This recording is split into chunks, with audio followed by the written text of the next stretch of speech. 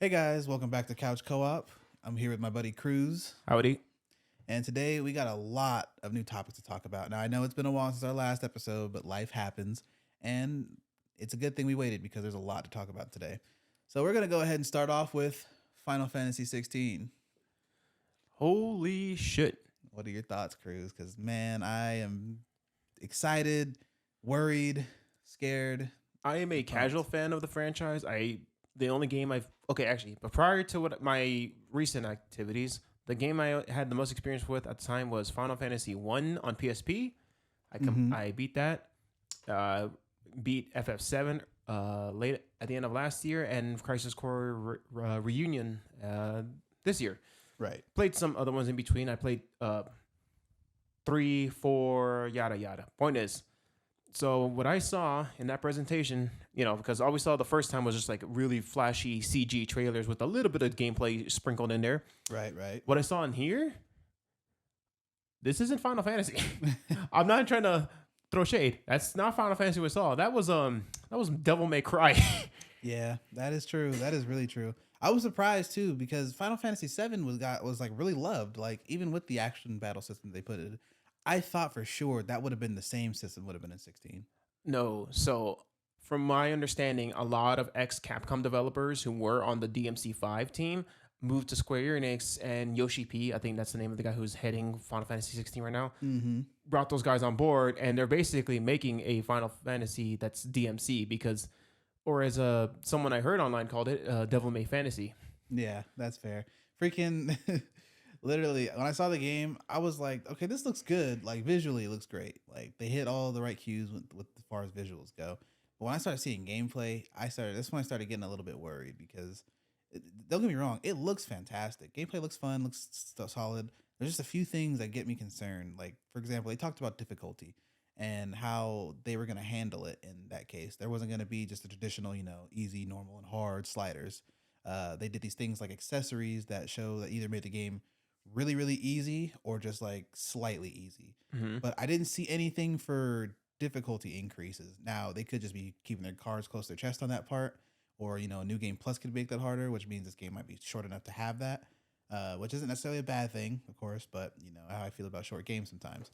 And I don't know. I'm kind of concerned in that aspect. If I don't want to just breeze through this game with no challenge at all. So I can imagine that if this is how it's going down the Devil May Cry route, it probably will have a like hard mode, expert mode, whatever unlocked after the first run. And if it is that short, that's gonna. I know you're gonna find that as a negative, but maybe the story will carry you through to want to finish it. Mm-hmm. Yeah. I think this is a tough one because now that I've seen what they presented, I can see why there was so much like backlash and not get and saying like, well, this isn't a JRPG, that whole thing. Mm-hmm. And I get it. At this point, it really kind of isn't. Yeah. But you can't blame them for like, how do I describe it? They want this to have mainstream appeal. If you think about it, if Sony is funding this thing to make it an exclusive, I don't think it's not just like on the money front, like on marketing. I think Sony is actually influencing the direction of this game Mm-hmm. because of how God of War 2018 and Ragnarok are, where they're like, yeah, they're still hardcore, but they're not like the OG trilogy where they're like combo mad and whatnot, right? Yeah, but they've kept like their main roots, like they're like for God, what makes God of War so great is the fact that they can keep the scale so high, Right. like as far as fighting things that are really really big. And I think that's what they're aiming for with 16. I think they're focusing more on the scale with more active combat instead of everything else going on with the traditional RPG. And I want to be for real. Like I know I just joked about it, calling it Devil May Cry, but I actually get a really big vibe from Dragon's Dogma off this game, where it's an open world. There's a lot of it still has like that actiony gameplay, but there's bits of JRPG in it. I think what also might hold you off is that they announced there's going to be an arcade mode for the story mode where you can blast through the game and try to get a good ranking on. I'm like, I can see the hesitation. Yeah, It's this may or may not make or break games for the fans. We're gonna have this. The next game could like be the same thing. This Final Fantasy 17 will be another DMC clone, or they'll take this idea and spin it off into his own genre. yeah. Honestly, if I had to say, like for the Final Fantasy games that I've had the chance to play so far, 13 was like it made the most sense to me as far as, JRPG, turn based, but fast paced enough in that turn based. If you knew the systems and everything like that, it felt fast enough to where it felt like an action game almost. Lightning Return kind of finalized that in that instance where it's like you can button mash, but you only get so many points to do so. Mm-hmm. And you switch outfits, of course, to get more combos and chain them together. And that was really brilliant for me in that aspect. So to see this, it's really weird. I do like how you can change, summons, so you change your damage type in that way, and there's your JRPG elements, and of course, you got your sword and your armor and accessories and all that. It's really light, and they really focus on the dodge mechanic. No parry from what I saw though, which is kind of strange for me. Interesting. Yeah, because I didn't see a one parry at all. I saw lots of perfect dodges, regular dodge and whatnot, late dodges, and just taking damage like normal. It's a weird mix of just like Devil May Cry and Final Fantasy 15. It's 15 did gangbusters. It was on everything, and while it took a long time, it did sell what it sold. And it's like the Resident Evil again. I'm going with a lot of Capcom comparisons, but you can't blame me when the game has a whole team built from ex Capcom devs. So that's fair. When 4 came out, Resident Evil 4 came out, they doubled down on that for 5, and then they doubled that again on 6. I think that's exactly what's going on with 16. 15 did well with that action combat. They experimented again when they doubled down on it for 7, and now they're just going to go all in with 16, see how that works. Yeah. And they can't really argue with the guy, because if Yoshi P was able to reboot all of 14 and make it one of their biggest success stories of like the franchise history, that's it. And I get the feeling, have you noticed, Final Fantasy can be as experimental as it wants and get away with it? Yeah, they love doing that, which is weird because I feel like Square Enix would love to be traditional in that sense. I think it's because it comes to the fact that like they have other franchises to rely on to go back to their old school ways. Dragon Quest 12, as far as we know, is going to be a traditional turn-based game still. Yeah. So I think that's why Final Fantasy is allowed to be whatever it wants. But everything else, like Bravely Default, Octopath Traveler, that's fair. Everything else is allowed to be as traditional as they want it to be. But if it's not Kingdom Hearts or Final Fantasy, they're staying in their own lanes. Yeah, because I can't even remember the last time Final Fantasy had jobs, technically. Exactly. It's just, unless you're playing the what's it called? The MMO, you're kind of just... Yeah. Yeah, it's been a minute. So, you played 15, right? I have not. I was not in the Final Fantasy franchise. That was when I was on my huge Monster Hunter binge. But I did see it. I saw the influence because. What did you think of like the gameplay there? The weird, flying around pretty much, and just the driving in the open world and all that. It was appealing to me. Not enough for me to like sink in like the full like to warrant my purchase, even when it was cheap. It just not gotten to me. But the biggest thing I got from it was like, this might be the first Final Fantasy to sink in because it reminds me a lot of Kingdom Hearts. Yeah, and that's too. It was a great part about 15 was how next gen it felt. I was surprised by that because like driving around, the soundtrack and the graphics, and how big some of the boss fights were. I was like, oh damn, like this is really next gen for Final Fantasy. And then we got the game, and then it was kind of like, ooh, this is kind of really slow and just really just awkward, especially when you see the older trailers compared to like the new ones.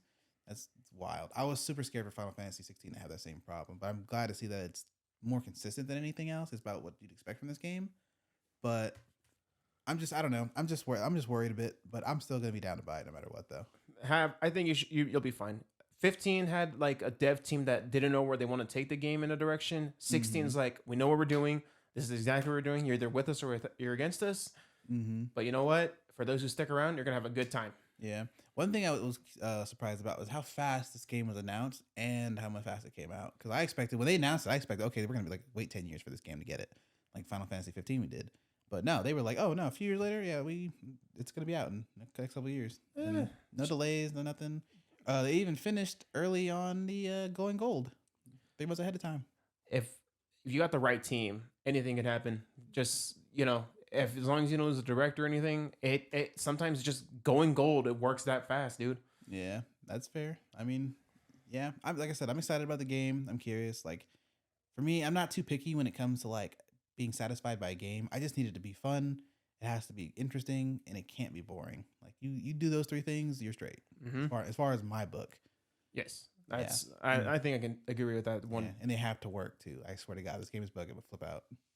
That's a big problem we've been having the last few years in gaming, and it's it's getting a little out of hand, Especially with their previous money management over at Square with the Avengers and Forspoken. So, Yes, but I think Forspoken since is they got so this bad. blank check from Sony, they can't afford to fuck it up.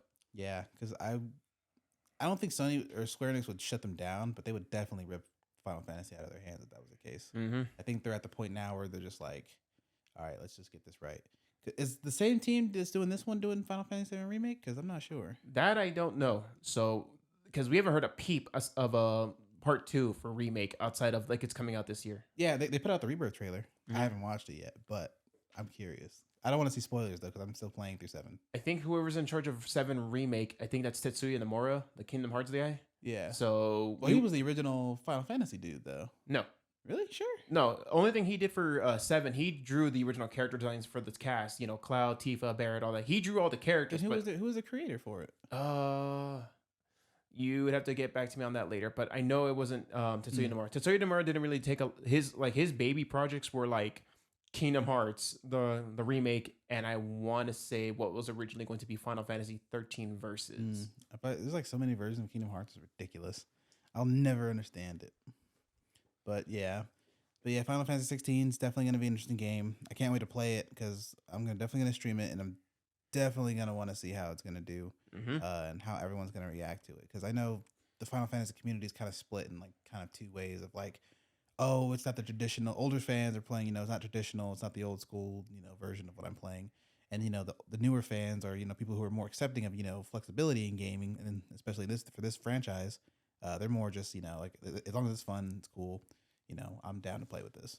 Fan wars happen every day, man. It's always on something new. They do. And I can't wait to see how they do. So definitely we'll see how it goes.